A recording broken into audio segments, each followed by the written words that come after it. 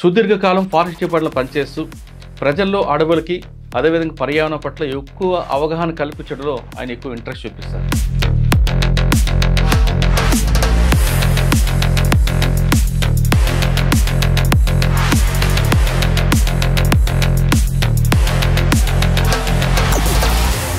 పులులు దాని సరౌండింగ్ అదే రౌండ్ చేసుకుంటారు. అవును, ఆ మార్క్స్ ఎలా పెట్టుకుంటుందండి? ఎప్పటికీ ఆ ఏరియాలో పరిఫరీలో తిరుగుతూ ఉంటుంది, అంటే పెట్రోలింగ్ చేస్తుంది. సో వీటి కారణంగా బయట నుంచి వచ్చేటువంటి టైగర్ వేరే ఏదైనా ఉంటే ఇక్కడ ఆల్రెడీ ఈ ఇండైరెక్ట్ ఎవిడెన్సెస్ అంటాం వీటిని చూస్తుంది. అది చూసి అది రాదు ఇక లోపలికి. సార్ ఫుడ్ కోసం మరి దాని బార్డర్ దాటి వస్తుందా? ఒక 10 చదరపు కిలోమీటర్ల పరిధిలోనే దానికి కావాల్సినవన్నీ ఉన్నాయనుకోండి, ఇక అది బయటికి రాదు. అక్కర్లేదు, ఏదో మేటింగ్ కోసం ఫీమేల్ కోసమో మేల్ ఉంటే మామూలుగా ఆహారం కోసం వాటర్ కోసం రాదు అది. సార్ ఇప్పుడు సడన్ గా టైగర్ మనకు ఎదురైంది అనుకోండి, మనం ఏం చేయాలి? ఎస్కేప్ అవ్వాలంటే రాళ్ళతో కొట్టాలా, కర్రతో కొడతారు? ఏం చేయకూడదు, ఏం చేయకూడదు. చూసి అవి రిట్రీట్ అయిపోతుంది, వెళ్ళిపోతుంది. అడవులు కాపాడితే ఏం జనానికి ఏం బెనిఫిట్, కాపాడిపోతే జనానికి ఏం నష్టం? అంటే అడవులు అంటే చెట్లే. ఆక్సిజన్ మనకు కావాల్సినటువంటి, మనకే కాదు ఏ జీవజాతులకైనా ఆమ్లజని కావాలి కదా. ఆమ్లజన్ ఉత్పత్తి చేసేది చెట్లే. కార్బన్ డైఆక్సైడ్, ప్రతి జీవి కార్బన్ డైఆక్సైడ్ని వదులుతుంది. వదిలినప్పుడు ఆ కార్బన్ డైఆక్సైడ్ని తీసుకొని గాలిని శుభ్రం చేసే పని చెట్లే చేస్తాయి. జీవ వైవిధ్యానికి నిలవులు అనమాట. జీవ వైవిధ్యం అంతా అందులోనే ఉంటుంది. జీవ వైవిధ్యం అంటే అన్ని రకాల జంతువులు, అన్ని రకాల చెట్లు, అన్ని రకాల జాతులు ఉండడం. అడవులు వన్యప్రాణుల కాపాడడంలో ప్రభుత్వాలు పౌరుల బాధ్యత ఏమిటి? అటవీ శాఖ విధి ఏమిటి? అడవుల్ని వన్యప్రాణులు కాపాడడం, ప్రొటెక్షన్ అనేది మా మ్యాండేట్ అనమాట. అది ఉన్నదే అందుకు. చెట్లు నరికివేత, జంతువుల వేట విషయాల్లో చట్టం ఏం చెప్తుంది? చాలా స్ట్రాంగ్గా ఉంటాయి సార్. మీరు వినే ఉంటారు, చాలా పెద్ద పెద్ద పవర్ఫుల్ పీపుల్ కూడా వన్యప్రాణుల వేటలో జైలుకి వెళ్ళిన సందర్భాలు మనం ఎన్నో చూసాం.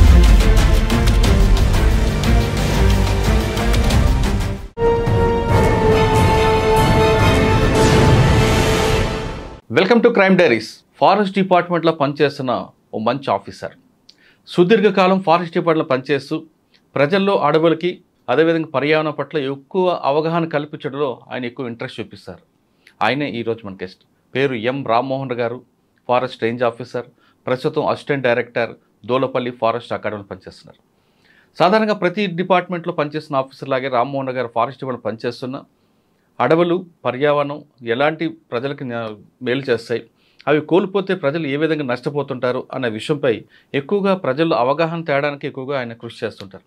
ఎక్కువ ఆర్టికల్స్ రాయడంతో పాటు పిల్లలకి ఎక్కువ అవగాహన కల్పించడం, స్కూల్స్కి వెళ్ళి క్లాసులు చెప్పడం లాంటివి ఆయన ఎక్కువ ఇంట్రెస్ట్ చూపిస్తుంటారు. ఆయన అడిగి ప్రస్తుతం దేశంలో ముఖ్యంగా మన తెలంగాణ కానీ ఆంధ్రప్రదేశ్ రాష్ట్రంలో అడవులు అంతరించిపోతున్నాయి, దానికి ప్రధాన కారణం ఏంటి, పర్యావరణం ఎందుకు కోల్పోతుంది, ఎక్కువ వర్షాలు ఎందుకు పడట్లేదు, ప్రజలు అంటే అడవిని కాపాడాల్సింది కేవలం ఫారెస్ట్ డిపార్ట్మెంట్ అయినా ప్రజలందరూ బాధ్యత ఉందా అనే విషయాల్ని సార్ నేటి తెలుసుకున్నాం. సార్ నమస్తే అండి. రామ్మోహన్ గారు, సాధారణంగా ప్రతి డిపార్ట్మెంట్లో అందరూ పనిచేస్తుంటారు, వాళ్ళ డ్యూటీ వాళ్ళు చేసుకువెళ్తుంటారండి. అంటే వచ్చామో వెళ్ళాము వెళ్తుంటారు. అంటే అందరూ కాకుండా కొంతమంది మీలాంటి వాళ్ళు ఎక్స్క్లూజివ్గా ఉంటారు. మీరు ఆ డిపార్ట్మెంట్ బయటకు వచ్చిన తర్వాత కూడా దాదాపు ఒక 50 సంవత్సరాల వరకు ప్రజలకు అవగాహన కల్పించడానికి మీరు చేస్తున్న కార్యక్రమం మాత్రం హ్యాట్స్ ఆఫ్. Thank you. అంటే ఆ రోజు వర్క్ చేయడం అన్నది కాకుండా నెక్స్ట్ జనరేషన్కి ఏం కావాలి, అవగాహన అనేది ఇంపార్టెంట్. మీరు ఎన్ఫోర్స్మెంట్ చేయడం అనేది గొప్ప విషయం కాదు, వాళ్ళు ఎడ్యుకేట్ చేయడం అనేది మీరు ఎక్కువగా దాన్ని ఒక వెపన్గా తీసుకుని వెళ్తున్నారు. మీరు రాస్తున్న ఆర్టికల్స్ అవ్వచ్చు, మీరు చేస్తున్న కృషి అవ్వచ్చు, నలుగురితో మాట్లాడేప్పుడు కూడా పర్యావరణం గురించి చెప్పడం అనేది దాని హ్యాట్స్ ఆఫ్ అండి. మీరు ఈ డిపార్ట్మెంట్లకి బై ఛాన్సా బై చాయిసా వచ్చారా? ప్రశ్నతో పాటు అడవుల్లో పర్యావరణం, జంతువుల పరిరక్షణ, వీటి మీద ప్రజలకు ఎక్కువగా అవగాహన కల్పించడానికి ఉన్న ముఖ్య ఉద్దేశం. ఈ 2 ప్రశ్నలకు సమాధానం చెప్పే ముందు రామ్మోహన్ గారి కుటుంబ నేపథ్యం, రామ్మోహన్ గారు ఎందుకు ఈ డిపార్ట్మెంట్కి రావాలనుకున్నారు, వచ్చిన తర్వాత దీన్ని ఒక మీ ఇన్బిల్ట్గా చేసుకోవడానికి ప్రధాన కారణం ఏంటి? సార్ నమస్కారం, చాలా మంచి అవకాశం ఇచ్చారు నాకు ఈ విషయాలు చెప్పడానికి. ఎందుకంటే ఇవి చాలా ఇష్టమైన విషయాలు ఒకటి. రెండవది, మీరు పర్యావరణం గురించి మాట్లాడడం అనేది, అంటే ఆ మాట్లాడే వాళ్ళు కూడా చాలా తక్కువ ఈ రోజులలో. మీరు మాట్లాడింది చాలా ఇంప్రెసివ్గా ఉంది, రియల్లీ వండర్ఫుల్. కుటుంబ నేపథ్యం విషయానికి వస్తే, మామూలుగా నేను I belong to Warangal district. I use to work as టీచర్గా పనిచేశాను నేను చాలా కాలం. సుమారు ముందే అడవి పరిచయం. 12-13 ఏళ్ళుగా టీచర్గా పనిచేశాను. అయితే ఇన్సిడెంటల్లీ మా ఊరు కూడా ఫారెస్ట్ విలేజ్ యాక్చువల్లీ. అదే అంటున్నాను, చిన్నప్పటి నుంచి అడవి పరిచయమే ఉంది కానీ నిజానికి ఇందులోకి వచ్చిన తర్వాతనే దీని గురించి తెలిసింది. అంతకుముందు ఫారెస్ట్ విలేజ్ అయినప్పటికీ కూడా నేను ఎప్పుడూ ఫారెస్ట్కి వెళ్ళేవాడిని కాదు. వినేవాళ్ళం టైగర్ గురించి, చెట్ల గురించి, వాటి గురించి చెప్తుంటే నేను వినేవాడిని కానీ ఎప్పుడు వెళ్ళేవాళ్ళం కాదు. ఎక్కడండి? వరంగల్లో పాకాల కొత్తగూడెం మండల్లో, అంటే ఇప్పుడు అది గంగారం అనే మండల్ అయింది. కొమట్లగూడెం అనే ఒక చిన్న విలేజ్ అనమాట. ఆ విలేజ్ మాది ఇప్పటికీ స్టిల్ ఫారెస్ట్ విలేజ్. అది ఫారెస్ట్లోనే మధ్యలో లోపల ఉంటుంది అది అనమాట. అంటే విలేజ్ ఏమి ఉండలేని, విలేజ్ చుట్టూ ఫారెస్ట్ ఉంటుంది. సో నిజానికి పర్యావరణం గురించి ఏదో ఎగ్జామినేషన్స్ కంటే పోటీ పరీక్షలు అందరు రాస్తారు కదా, నేను కూడా అలాగే ప్రిపేర్ అవుతున్న సందర్భంలో పర్యావరణం గురించి, అలాగే ఏ జాతులు అంతరించిపోతున్నాయి, అంతరించిపోవడానికి గల కారణాలు ఏంటి, ఎందుకు అంతరించిపోతున్నాయి, మరి వాటి గురించి మనం ఏమైనా చేయవచ్చా, ఇవన్నీ చాలా విశ్లేషణతో ఉన్నటువంటి కొన్ని ఉంటుంటాయి. సో అవి నేను చదవడం కారణంగా కొంచెం వాటి పట్ల ఇంక్లినేషన్ అనేది ఏర్పడింది. నిజానికి అనుకోకుండా బై ఛాన్సే మీరు అన్నట్టు ఎగ్జామ్స్ రాస్తున్నాం రకరకాలుగా, సివిల్ సర్వీస్ అని, గ్రూప్ 1 అని, అవన్నీ ఇవన్నీ రాస్తుంటాం. మధ్యలో ఇది వచ్చింది. సరే ఓకే, టీచర్ మళ్ళీ అది వదిలిపెట్టేసి దీంట్లోకి వచ్చాం. సుమారు 14 సంవత్సరాలు అయిపోయింది. ఫస్ట్ పోస్టింగ్ ఎక్కడండి? ఫస్ట్ పోస్టింగ్ అదే నేను చెప్పబోతున్నాను. అదే ముఖ్యమైనది నాకు. బెజ్జూర్ అని చాలా రిమోట్ ఏరియా. ఇప్పుడు కొంచెం పర్వాలేదు. అది 2012 నుంచి 18 వరకు బెజ్జూర్ అనేటువంటి ప్రాంతంలో పనిచేశాను. ఉమ్మడి ఆదిలాబాద్ జిల్లా, కాగజ్ నగర్కి 50 కిలోమీటర్లు ఉంటుంది. మహారాష్ట్ర గడ్చిరోలి జిల్లాకి బోర్డర్ అనమాట. ప్రాణహిత నది యువతల వైపు బెజ్జూరు, అవతల వైపు మహారాష్ట్ర ఉంటుంది. సో ఆ ప్రాంతంలో పనిచేయడం అనేది టర్నింగ్ పాయింట్ రియల్. ఎందుకంటే అక్కడ విషయాలు నేర్చుకున్నాను నేను చాలా వరకు. ఫారెస్ట్ విలేజ్ అయినప్పటికీ, ఫారెస్ట్ నేపథ్యం అంటే ఉన్నప్పటికీ కూడా నేను ఎప్పుడు ఫారెస్ట్కి వెళ్ళేవాడిని కాదు కాబట్టి నాకు తెలియదు దాని గురించి. ఎప్పుడైతే బెజ్జూర్లో పోస్టింగ్ అయిందో, అది ఏంటంటే ఇద్దరం మాత్రమే అప్పుడు తెలంగాణ నుంచి ఉన్నాము జోన్లో. మా జోన్లో అంటే 4 జిల్లాలకి పాత జిల్లాలు నేను చెప్పేది, దాంట్లో ఉన్న పోస్ట్ అనమాట. అదంతా జోనల్ వైజ్ పోస్ట్. సో అక్కడ నేను పోస్టింగ్ తీసుకోవడం జరిగింది. అంటే వేశారు ఇక వెళ్ళాం, ఇక తప్పదు కదా, మరి వేసిన తర్వాత చేసేదే ఉంది. అంటే అప్పుడు ట్రాన్స్పోర్ట్ కూడా ప్రాబ్లం కదండి? అది చాలా ప్రాబ్లం. అది ఎలా ఉండేదంటే, మీరు సిర్పూర్ కాకినాడకు ఒకటి బస్సు, అక్కడ నుండి ఇంకొకటి ఆటోలు, ఇవన్నీ రకరకాల అన్ని వాహనాలు వాడి ఉంటారు. అంతే, ఎడ్ల బండి సహా. కాకపోతే ఏంటంటే రేంజ్ ఆఫీసర్ కాబట్టి జీప్ ఉంటుంది. జీప్ ఉంటుంది మనకి తప్పనిసరి. ఇప్పుడు కాగజ్నగర్ వరకు ట్రైన్ వెళ్ళి, అంటే ఢిల్లీ రూట్ అనమాట అది కాగజ్నగర్. అక్కడ నుంచి బెజ్జూర్కి వెళ్ళిపోతాం. 50 నుంచి 55 కిలోమీటర్లు ఉంటుంది అది. అంటే 2-3 రూట్లు ఉంటాయి దానికి. అక్కడ వెళ్ళడం అనేటువంటిది, నిజంగా అక్కడ నేర్చుకోవడం అనేటువంటిది అదే అల్టిమేట్. యాక్చువల్లీ అదే మన ఫౌండేషన్ అనమాట. అంటే నేను అలా అనుకుంటాను. ఎందుకంటే ఒక 2-3 విషయాలు చెప్తాను నేను. ప్రధానంగా అడవులు నాశనం కావడం, పోడు వ్యవసాయం, లేకపోతే ఇంకా అంటే జనాల యొక్క అవసరాల మేరకు అడవిని పూర్తిగా డిస్ట్రాయ్ చేసేసి, నరికేసి పోడు చేసుకోవడం ఒకటి, అడవులు పోవడానికి. రెండవది జంతువుల వేట. విపరీతమైన జంతువులు ఉంటాయి రకరకాలుగా, దుప్పులు, జింకలు. ఈవెన్ ఇప్పుడు టైగర్లకు కూడా రాష్ట్రంలో ఒక అమరాబాద్ నల్లమల్ల ఫారెస్ట్తో పాటు అత్యధికంగా టైగర్లు ఉన్నటువంటి ప్రాంతం కాగజ్నగర్. పక్కన తడోబా కూడా ఉంది కదా. తడోబా ఉండడం దీనికి ప్లస్ పాయింట్. తడోబాలో ఏమైందంటే, తడోబాలో ఉన్నటువంటి ప్రాక్టీసెస్, వన్యప్రాణి మేనేజ్మెంట్ ప్రాక్టీసెస్ చాలా అద్భుతంగా ఉంటాయి. అది అందరూ ఒప్పుకోవాల్సినటువంటి విషయం. దాని కారణంగా అక్కడ పుల్ల సంఖ్య బాగా పెరిగిపోయింది. పుల్లు అనేటువంటివి ఏంటంటే టెరిటోరియల్ యానిమల్ అనమాట. అది అంటే దానికి ఒక 10 చదరపు కిలోమీటర్లు, 20 చదరపు కిలోమీటర్లు, 50 చదరపు కిలోమీటర్ల ఏరియాలో అది ఒకటే టైగర్ ఉంటుంది.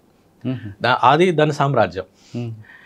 అయితే ఈ టైగర్ల సంఖ్య పెరిగిపోవడం వలన, సార్ చిన్న టాపిక్, మీరు పులులు అన్న విషయం తీసుకొచ్చారు. పులులు దాన్ని సరౌండింగ్ అదే రౌండ్ చేసుకుంటుంది. అవును.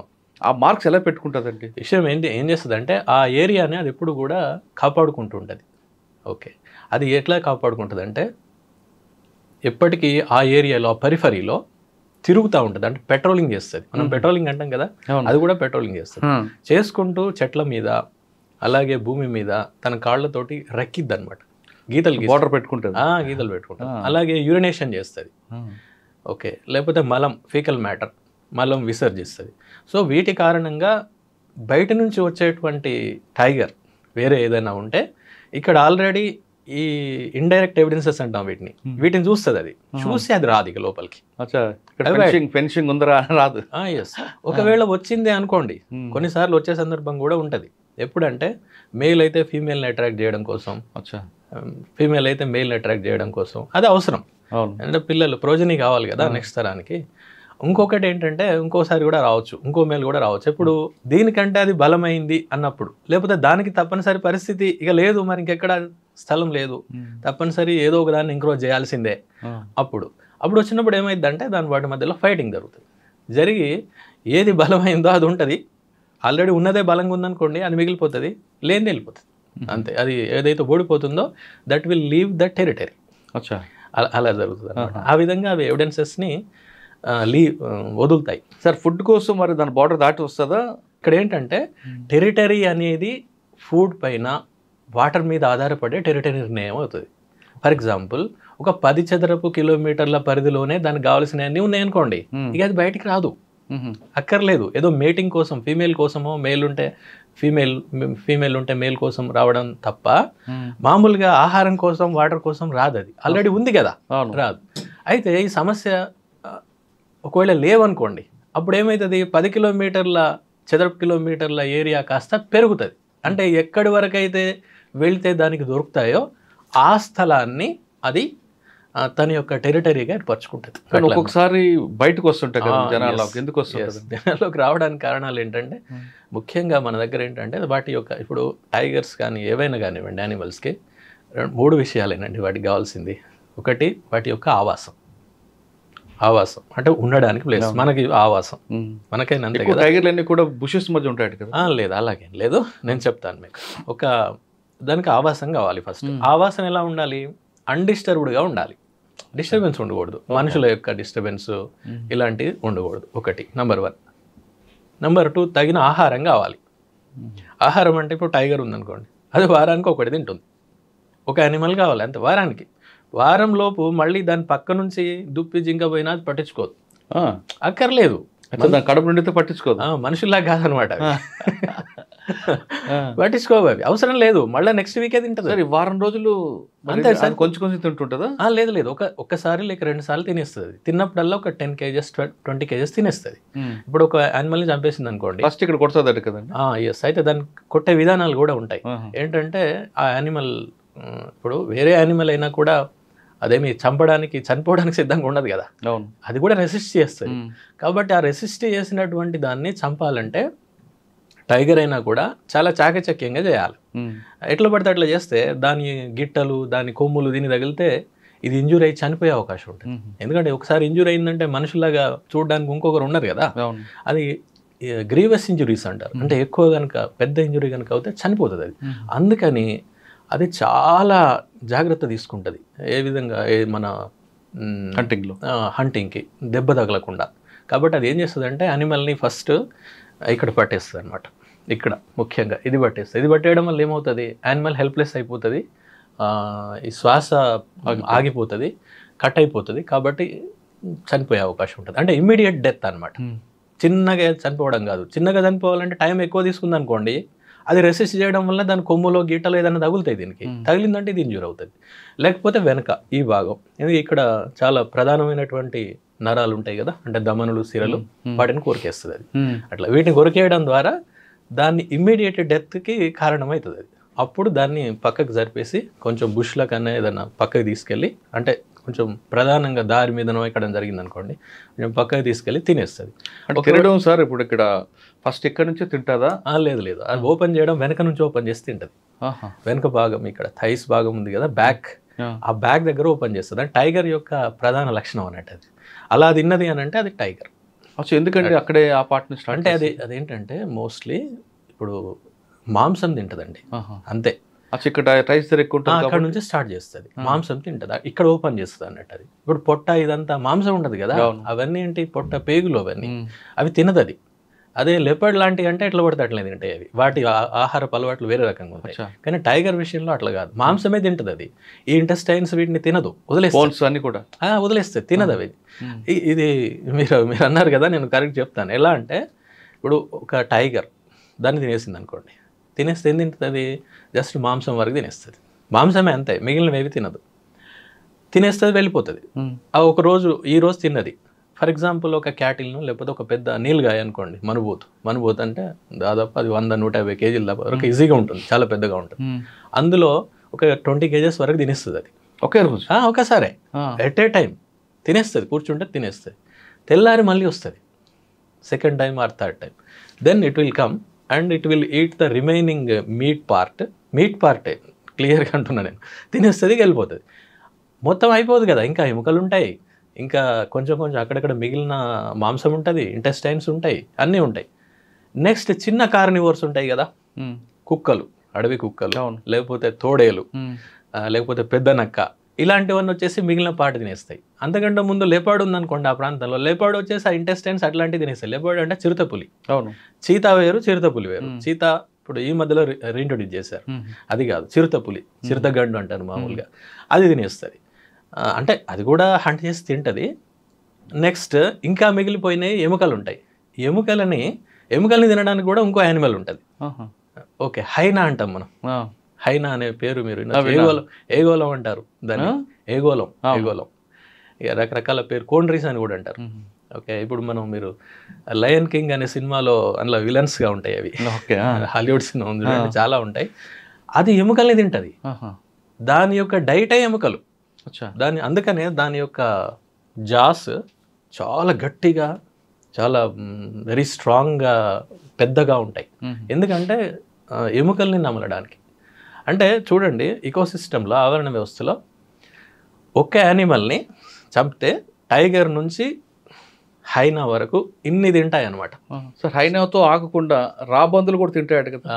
మీరు బాగా అడిగారు. అసలు నేను మొదలు పెట్టాల్సింది దాంతోటే, ఎందుకంటే రాబందుల మీద పనిచేశాను నేను. 4 నుంచి 5 ఏళ్ల పాటు రాబందుల మీద పనిచేశాను, రాబందుల యొక్క సంరక్షణ చర్యలు అన్నమాట. అయితే బెజూర్ అనేది ఎందుకంత ఇంపార్టెంట్ అంటే అక్కడ రాబందులు కూడా ఉన్నాయి. రాబందులు అనేవి ఆంధ్రప్రదేశ్ అండ్ తెలంగాణ రెండింటిలో కూడా అంతరించిపోయినాయి ఎప్పుడో. 2005-6 ప్రాంతంలోనే అప్పటి బయోడైవర్సిటీ బోర్డు ప్రకటించింది ఇక్కడ రాబందులు లేవు, ఒకవేళ ఉంటే ఎవరైనా చెప్పండి మీకు బహుమతి ఇస్తామని కూడా ప్రచురించింది. నేను అప్పుడు చదివాను కానీ దాని గురించి నాకు అంత తెలియదు, ఎందుకంటే ముందు ఇది నేను సర్వీస్లో రాకముందు. కానీ తర్వాత వెళ్ళిన తర్వాత, బెజూర్ పోయిన తర్వాత, ఇట్లా పెద్ద పెద్ద పక్షులు ఉన్నాయి ఇక్కడ అని మాట్లాడుకోవడంగా నేను విన్నాను, మా స్టాఫ్ మాట్లాడుకోవడం, బయట వాళ్ళు మాట్లాడుకోవడం విన్నాం. రాబందులు అంటే చాలా ఇంపార్టెంట్, ఎందుకంటే రాబందులు అనేవి స్కావెంజింగ్ యానిమల్స్ అనమాట. అవన్నీ స్కావెంజర్స్ అంటారు వాటిని. స్కావెంజర్ అంటే మనం మామూలుగా పారిశుద్ధ్యం చేసేటువంటి పని చేసేటువంటి వాళ్ళందరినీ స్కావెంజర్స్ అంటారు కదా. ప్రకృతిలో కూడా స్కావెంజర్స్ ఉంటాయి. ఇప్పుడు నేను ఇందాక చెప్పిన హైనా అనేది కూడా స్కావెంజర్. అది అంటే ఏవైతే మిగిలిపోతాయో, ఏవైతే డిస్కార్డెడ్ మెటీరియల్ ఉంటుందో వాటిని తినేస్తాయి అన్నట్టు. అందుకని మనం కూడా ఏది పడుతుంది చెత్త చెదరం అంత పడేస్తే చేసేవాళ్ళు వాళ్ళు స్కావెంజర్స్. అది చాలా ఇంపార్టెంట్ పని, మనం దానికి విలువనివ్వం ఎప్పుడు.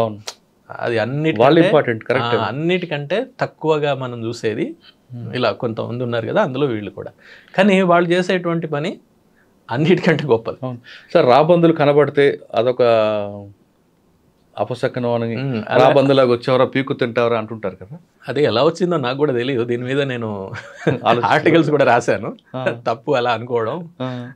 పీక్కు తింటారంటే మనుషులు పీక్కు తింటారు కానీ రాబందులు పీక్కు తినవు. అంటే రాబందులు ఒక పులి చంపిన దీన్ని రాబందుల వరకు వస్తాయి. Yes sir. అయితే దానివల్ల అడవి కూడా ఎస్ సార్. అయితే ఏంటంటే ఇదివరకు ఏం జరిగేదంటే ఎక్కడైనా కూడా రాబందులు, మీరు కూడా చిన్నప్పుడు చూస్తుంటారు, నేనైతే చాలా చూశాను మా చిన్నప్పుడు. పశువులు కనుక చనిపోతే ఆ ఊరవతలు పడేసేవాళ్ళు ఎప్పుడు కూడా. ఇది చాలా కామన్ సీన్ అది మా చిన్నప్పుడు. 80లలో కూడా నేను చాలా చూసాను, 80లు 90లలో. అది వచ్చేసేటి అవి జస్ట్ విదిన్ మినిట్స్, మనం పడేసిన నిమిషాల్లో వచ్చేస్తాయి. అవి వచ్చేసే నిమిషాల్లోనే తినేస్తాయి, మొత్తం తినేసి వెళ్ళిపోతాయి పశువులు. అలాగే అడవుల్లో వాటి పాత్ర ఏంటంటే, అడవుల్లో కూడా కొన్ని చనిపోతాయి కదండి ఆటోమేటిక్గా. అన్ని యానిమల్స్ టైగర్లే లెపర్డ్సే చంపడం, కొన్ని ఎలాగో చనిపోతాయి. ఆ చనిపోయినటువంటి వాటిని తినేది ఓకే మిగిలిన యానిమల్స్తో పాటు రాబందులు కూడా. రాబందులు ఏం చేస్తాయి, చిట్ట చివరి మీట్ మార్సెల్ చిన్న పీస్ని కూడా లేకుండా తినేస్తాయి. తినేసి జస్ట్ మనకి ఎముకల కూడా ఉంటుంది అక్కడ, అంతే, ఇంకేం ఉండదు, అంతా తినేసి వెళ్ళిపోతాయి. అవి ఎలా అంటే కుళ్ళిపోయినటువంటి దాన్ని కూడా తినేసి జీర్ణం చేసుకునే శక్తి వాటికి ఉంటుంది అనమాట. ఓ అంత పవర్ఫుల్ అవి. ఈవెన్ రీసెర్చ్లో తేలింది ఆంథ్రాక్స్ అంటే అందరికీ ఏముందా, అది వచ్చిందంటే కథమే, పోవడమే, ఇంకేం లేదు. ఆంథ్రాక్స్ ఉన్నటువంటి మీట్ని కూడా తిన్న వాటికి ఏం కాదు, చేసుకుంటాం. ఎస్ అంత పవర్ఫుల్ అనమాట అవి. ఓకే, ఒకసారి మనం వెనక్కి వెళ్దాం సార్. పులి అన్నారు, ఒక వేట చేస్తుంది, కొంత తింటుంది, దానికి తిన్న వెంటనే వాటర్ కావాలంటే ఏం చేస్తుంది? వాటర్ అంటే అలా ఏం లేదు, వాటర్ వాటికి ఎక్కువ ఏం వాటర్ తాగవు అవి, తక్కువగానే. ఒకవేళ ఈరోజు వేటాడింది, కొంచెం మీట్ తింది, వెళ్ళిపోయింది, మళ్ళీ వచ్చేసరికి ఈలోగా మిగతావన్నీ జంతువులు తిన్నాయి అనుకోండి, ఏం లేదు, వదిలిపెట్టేసి వదిలేస్తుందా? మళ్ళీ ఒక ఎంగిల్ చేసి తింటుందా? తింటాయి, అట్లేం లేదు. కాదు, పులి ఒక అటాక్ చేసింది, మీట్ పెట్టుకుంది, కొంచెం తిన్నది, మళ్ళీ ఒక్కోసారి వస్తుంది, అప్పుడు ఆల్రెడీ వేరే నక్కలు మీరు అన్నట్లు హైనాలు తిన్నాం అనుకోండి, అంటే మాంసం కనుక ఉంటే తినొచ్చు, అట్లేం లేదు. నేను ఇందాక మీకు చెప్పడంలో 3 విషయాలు ప్రధానమైన అన్నాను కదా. ఒకటి ఆవాసం, రెండోది ఆహారం, మూడోది నీళ్లు. ఈ 3 ఉంటే సరిపోతుంది అంతే, వాటికి ఇంకేం అవసరం లేదు. అన్డిస్టర్బ్డ్ హ్యాబిటాట్, డిస్టర్బెన్స్ లేనటువంటి ఆవాసం, మనుషులు ముఖ్యంగా. రెండవది ఆహారం, అంటే వాటికి సరిపడా జింకలు, దుప్పులు ఏ ఉన్నాయో అవి. మూడవది నీరు. ఈ 3 ఉంటే సరిపోతుంది. ఈ అటవీ శాఖ చేసే పని ఇదే అనమాట.